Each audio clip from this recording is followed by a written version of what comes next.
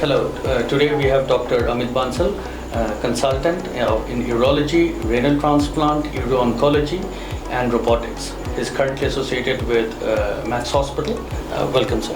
Thank you. What are the early symptoms of kidney-related diseases as well as urinary tract-related diseases that you're observing in the society? See, the most obvious function of the kidney that is apparent to all of us during the day and night is production of urine.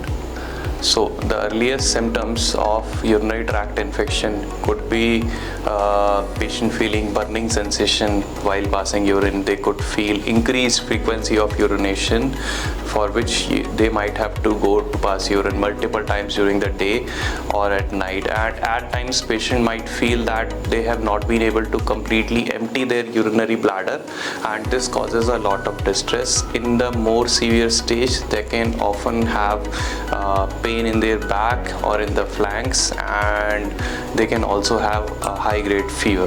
What are the treatments that are currently available for these diseases? Talking in context of the urinary infections, there are some infections which we call as complicated urinary tract infections, and there are some infections we call as uncomplicated urinary tract infections. Now, most of these infections can very well be dealt with medicine very easily. Now, our role, which becomes pertinent as a urologist, is to figure out what led to these infections, because the treatment part is easy, that is the management of the infection, but the real game changer is to figure out how this infection happened, because if we can focus on the cause, we can potentially prevent the recurrence of this infection from happening again. Also, additional investigations like imaging or drainage of the obstructed symptoms, finding out the presence of stones, finding of incidentally detecting cancers, detailed evaluation of complicated urinary tract infections can at times lead to detection of more severe issues which patient may or may not be aware of, and that is a blessing in disguise. So how can people prevent from getting these diseases? See, what we ask the patients to focus on is nothing new. These are something that even our ancestors, even our grandparents, and even we have been teaching to our children and our brothers and sisters. Unfortunately, because of the busy lifestyles, we often tend to ignore our own health. So since this is the time, the period we are living in, this is the time where we need to be selfish about our own health, and which has been found to be beneficial for the entire family. The advice is the same as was earlier.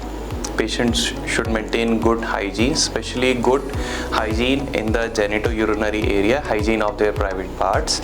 Additionally, they should have a good hydration status, meaning they should take good amount of water whenever they feel thirsty. Thirst is a normal God-made mechanism for the body, and it should not be ignored, and you should stay hydrated. This way you will avoid most of the urinary problems, not just limited to the infections. And if at all you still face some problem, then you can reach out to us. So doctor, what do you observe about these diseases between males and females? Are there more females or more males affected by these diseases? See, it is a known fact that urinary tract infection bothers females more as compared to the male.